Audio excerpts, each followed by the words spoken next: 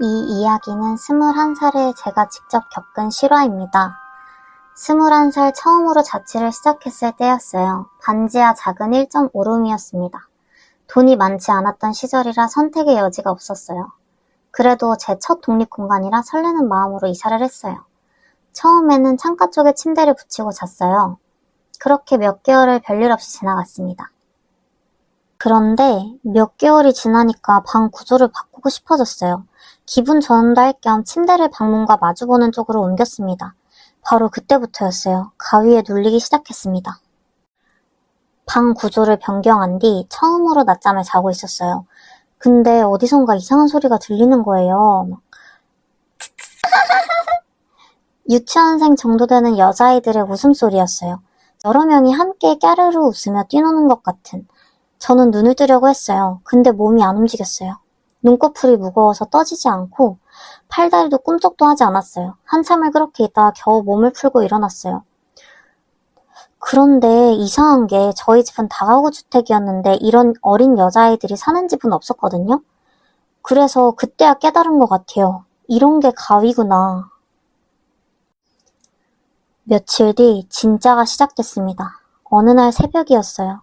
자다가 갑자기 눈이 떠졌어요. 시계를 보니 새벽 3시에서 4시 사이였던 것 같아요. 저는 눈을 뜬 채로 천장을 멍하니 바라보고 있었어요.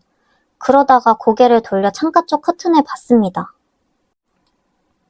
그 순간 커튼에서 거대한 그림자가 나오기 시작했어요. 희미하게 천천히 제 침대 쪽으로 다가오는 그림자. 그리고 그 그림자는 무언가를 들고 있었어요. 무당들이 흔드는 방울이었습니다. 그 방울이 제 몸 위로 왔어요. 공중에 떠있는 채로. 저는 움직일 수가 없었어요. 눈만 깜빡거릴 뿐이었죠. 방울은 제 가슴 바로 위에서 멈췄어요. 그러더니 짤랑짤랑짤랑짤랑짤랑 사정없이 흔들기 시작했습니다. 방울 소리가 엄청나게 크게 울렸어요. 쩌렁쩌렁 귀가 찢어질 것처럼. 저는 소리를 지르고 싶었는데 목소리가 나오지 않았어요. 몸도 움직이지 않았어요. 완전히 패닉 상태였습니다. 방울은 계속 흔들렸어요. 점점 더 격렬하게, 점점 더 빠르게. 마침내 저는 있는 힘을 다해 비명을 질렀어요. 우악!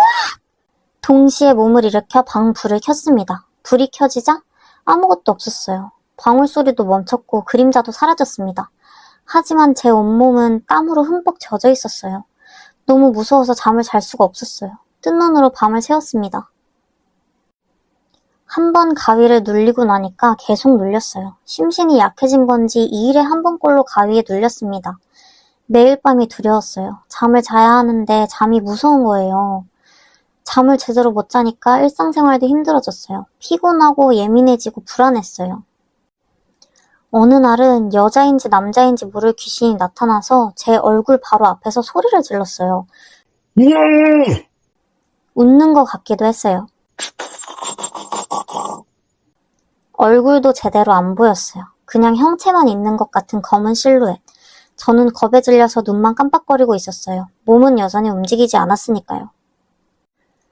그러다 어느 날 저는 화가 났어요. 또 가위에 눌렸을 때 저는 있는 힘을 다해서 소리치며 침을 뱉었습니다. 꺼지라고! 실제로 침이 나왔는지 모르겠지만 그렇게라도 하지 않으면 미칠 것 같았어요. 결국 저는 그 집에서 1년 반을 살다가 나왔어요. 이사 나가는 날 마지막으로 빈 방을 둘러봤어요. 반지하의 작은 방, 햇빛도 잘 들지 않는 곳. 그곳에서 제가 겪었던 일들이 주마등처럼 스쳐 지나갔어요. 까르르 웃던 아이들의 목소리, 커튼에서 나오며 쩌렁쩌렁 방울을 흔들던 그림자, 제 얼굴 앞에서 소리치던 그 존재. 지금도 가끔 새벽에 잠이 깨면 그때 생각이 나요. 혹시 또 그 방울 소리가 들리는 건 아닌가? 혹시 또 누군가 제 침대 위에서 저를 내려다보고 있는 건 아닌가? 그 집은 제 첫 자취방이었지만 절대 잊을 수 없는 곳이 되어버렸습니다. 여러분은 혹시 방 구조를 바꾼 뒤 이상한 일이 생긴 적 있었나요? 가끔은 어떤 공간에 우리가 건드려서는 안 되는 무언가가 있는지도 모르겠어요. 오늘 영상은 여기까지입니다. 구독과 좋아요 부탁드립니다.